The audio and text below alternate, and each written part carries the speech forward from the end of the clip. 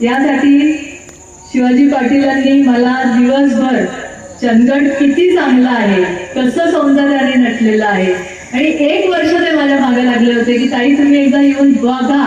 ताई, मी मोठी बहीण आहे त्याची, ताई बघ एकदा की काय आहे माझं चंदगड काय आहे, आणि आज विकसित झालेलं नाहीये.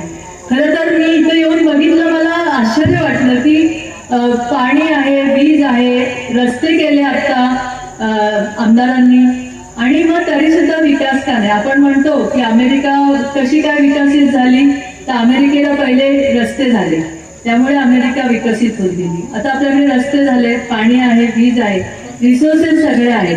फक्त आतापर्यंत इच्छा कोणाची नव्हती की इथं काहीतरी विकास व्हायला पाहिजे, आमच्या मुला मुलींना रोजगार मिळाला पाहिजे, शिक्षण मिळालं पाहिजे. हे एका वेळेस सगळा विचार करणारे आमदार खरंच तुम्हाला लाभले. मी त्यांचं अभिनंदन करेन, कारण इतकं पोटतिडकीने की जसं आपण म्हणतो ना, घरातल्या एखाद्या गोष्टीसाठी आपण माणूस जेव्हा भांडतो, तसं भांडून पोटतिडकीने हा चंदगड विकास व्हायला पाहिजे या संबंधीचं त्यांनी सकाळपासून मला खूप साऱ्या जागा दाखवल्या.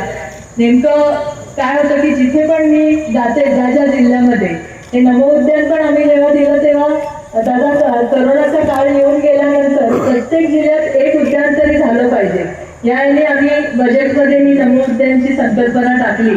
तर मी जिथे जिथे जिल्ह्यामध्ये जाते किंवा कुठेही जाते, तर मेडिकलचं माझ्याकडेच असल्यामुळे, हॉस्पिटल, ट्रान्सपोर्ट असल्यामुळे, एसटी स्टँड, मी आज सगळीकडे जाऊन बघून आले.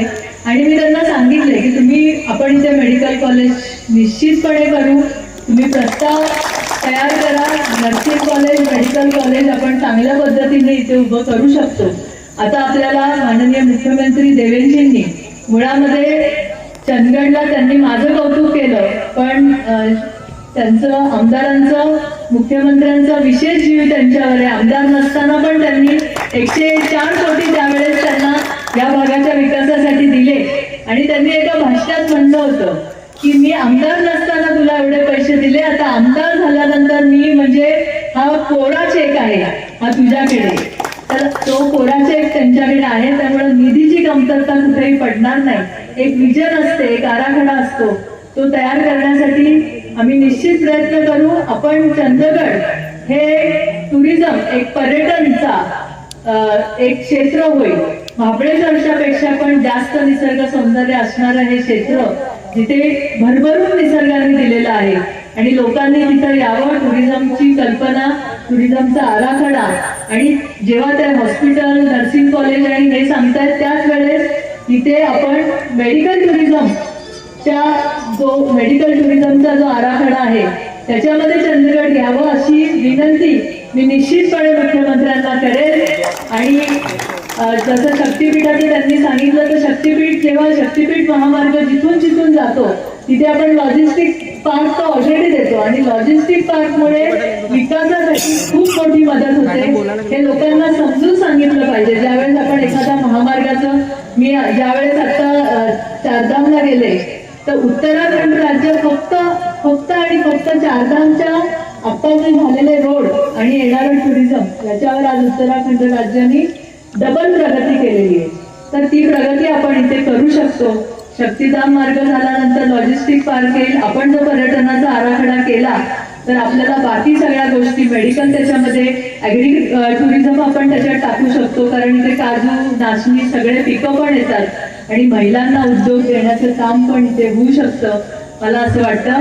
आणि आता खरंच तो जुना जमाना गेलाय की मुली म्हणतील की नाही आम्हाला नोकरीवाला पाहिजे. नाही, नोकरीवाला नाही, जो 100 जणांना नोकरी देईल असा नवरा पाहिजे, अशा आमच्या मुली आता म्हणायला लागलेल्या आहेत.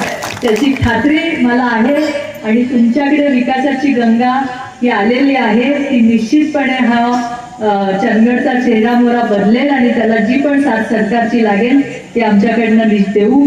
निश्चितपणे हे आश्वासन नाही, कारण मी कधीच आश्वासन देत नाही. माझा एक गुण आहे, 4 वेळा मला लोकांनी निवडून दिलं, कारण मी सगळ्यांना खरी परिस्थिती सांगते.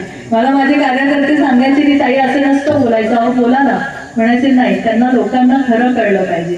तर हे आश्वासन नाही, ही प्रक्रिया आपण सुरू करतोय हे तुम्हाला इथे सांगते. आणि मला चंदगडमध्ये आज बोलवलं त्याच्या दृष्टीने मला खरं चंदगड पाहायला मिळालं. त्याबद्दल मी आमदारांचे आभार मानते आणि अण्णा तुमचे मी आभार मानेन, कारण तुम्ही हे रिसोर्सेस आधी तयार करून ठेवलेत, नाहीतर आम्हाला स्क्रॅचपासून सुरुवात करायला लागली असती. त्यामुळे तुमचेही आभार मानते आणि सर्व आमच्या नगरसेविका, नव्याने सगळ्या निवडून आलेल्या नगराध्यक्ष, तुम्ही सगळ्यांना कामाचं ट्रेनिंग द्या आणि चंदगडच्या विकासामध्ये सगळे नगरसेवक आणि नगरसेवकांचं मोठं कॉन्ट्रीब्युशन असेल हे तुम्हाला मी सांगते, जर तुम्ही त्यांना ट्रेनिंग दिलं तर. आणि हा चंदगडचा विकास आपण सगळे मिळून करू एवढे सांगते. जय हिंद, जय महाराष्ट्र.